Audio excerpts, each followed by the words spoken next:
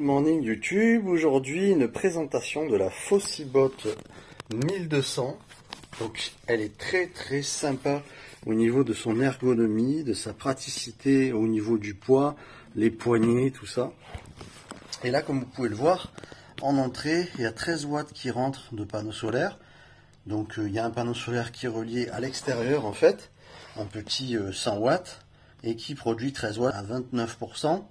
En sortie à droite, output, il n'y a aucune énergie qui est demandée.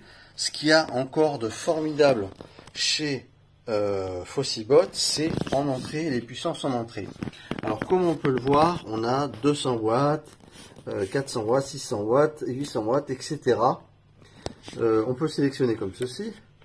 Et ça, voilà, 600, 800 et jusqu'à 1000 watts en entrée en 220 volts.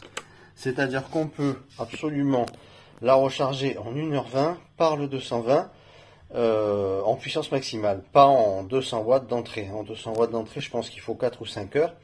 Mais ça peut être sympa si on a une petite installation électrique. En fait, l'avantage, c'est qu'on va pouvoir recharger en 200 watts selon sa puissance solaire et ses panneaux. Ça va être un avantage, en fait, pour ne pas faire forcer et son installation solaire, vider ses batteries, et qu'on a bien évidemment bien plus que 5 heures de soleil sur ces panneaux solaires. C'est pas grave de tirer 200 watts selon ce qu'on produit. Par exemple, à Neverland, j'ai plus de 3 kW en solaire, donc plus de 3000 watts, donc c'est pas grave pour moi par exemple de mettre 200 ou même 600 ou même 800, même 1000 watts, ça va pas être un problème, mais tout dépend de sa puissance solaire et de ses capacités. Voilà, donc là en usine elle est arrivée à 29%, on vient de la brancher en solaire, le petit interrupteur de droite pour mettre la tension, ici on a tout ce qui est USB et USB-C en puissance maximale de 100 watts sans problème, peut-être même davantage. Non, on a du 3.0, 100 watts, voilà. Et puis ici, on va actionner la partie allume-cigare qui va être ici, et on va l'allumer comme ceci, tout simplement en pression. Alors sur les côtés, on a ici des fans, deux fans qui sont bien. Fossibot, c'est vraiment pas mal, j'ai pas eu de problème avec Fossibot depuis que je travaille avec eux, ça fait quand même déjà, honnêtement, Fossibot, ça fait bien 2 ans. Ici on a une petite lumière pour éclairer qui est sympa, tu mets ça sur ta table, un petit SOS, voilà. Ça éclaire super bien. On a ici nos prises 220 qu'on actionne via le petit interrupteur, le petit bouton. Au-dessus à gauche, on a la prise de 120 volts pour la charger sur secteur. Et on a l'entrée solaire ici avec la prise MT10, la prise jaune où il s'écrit caution. Donc là voilà, on a mis un petit 100 watts et ça rentre 13 watts pour l'instant. Voilà, donc elle se recharge doucement, il faudra attendre demain pour que ça recharge mieux. Bon, ce qu'il faut savoir, c'est que c'est une 1024 Wh, donc capacité en autonomie, qui veut dire qu'on a 1024 watts par heure d'utilisation. Vous pouvez l'utiliser, par exemple, si vous mettez un chauffage de 1000 watts, il va tenir pendant 1 heure avec cette autonomie. On est également en LiFePO 4 dans ce produit et on a également des fans des deux côtés, donc côté aspire, côté expire, les poignées super à l'avant et à l'arrière. C'est un produit qui est génialissime. On a une puissance maximum de 1200 watts en crête, en surge, et 600 watts nominal. Donc ça suffit. Ce qu'il y a de bien, c'est le poids, c'est très léger. On est dans les 10 kg, à peu près 8-10 kg. C'est très pratique pour pouvoir la trimballer avec aisance et facilité.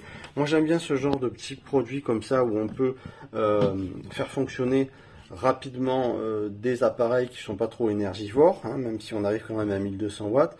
Et puis pour le prix, vous allez retrouver en description, et je vais essayer de m'arranger pour vous avoir une belle réduction. Allez voir en description et cliquez dessus de manière à en profiter. Donc voilà, Fossibot, ça se passe très bien. J'ai bossé avec les grosses jusqu'à 3600 Wh. Donc c'est des modèles qui tiennent bien. Le petit, je viens de l'arriver, je vais le mettre à rude épreuve aussi à Neverland, sachant que je viens régulièrement ici pour récupérer du matériel. Et c'est pratique pour moi, effectivement, parce que par Neverland, c'est compliqué. C'est pas possibilité de se faire livrer sur le terrain. Donc voilà, c'est vraiment bien. Voilà, là on est passé à 12 watts, hein. Bien sûr le soleil est en train de descendre progressivement.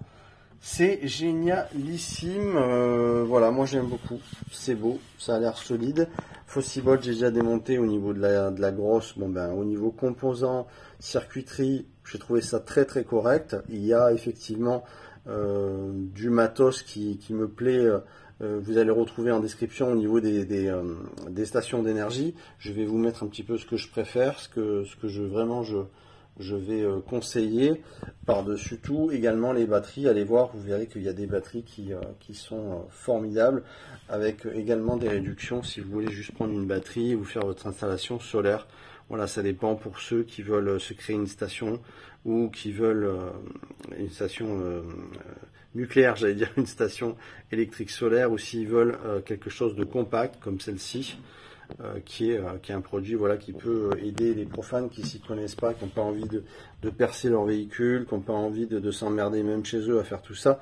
Ça peut être très intéressant. Encore une fois, allez voir dans la description de la vidéo, vous allez tomber sur mes préférences en station d'énergie. Mais cette petite Fossibolt, franchement, elle va très bien. C'est un produit que vous allez retrouver sur Amazon, je vais vous mettre des liens, que vous allez retrouver aussi chez Geekbuying, je vais vous mettre les liens également.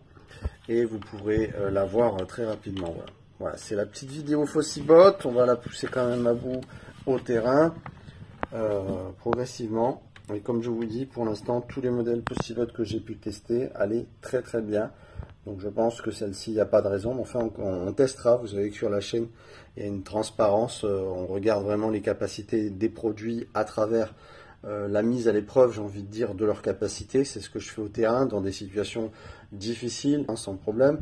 Donc je vous garantis que les appareils chauffent énormément, que ce soit en demande énergie ou en entrée d'énergie solaire. Je veux dire que ce soit le système MPPT qui est à l'intérieur, puisqu'on a effectivement un MPPT, on a également un BMS, un Battery Management System, qui va gérer les courts-circuits, les surchauffes, voilà, également les températures très basses en hiver. Vous avez tout dans ce produit, elle a tout d'une grande, et voilà, c'est un super produit. Voilà. Je vous mets ça en description.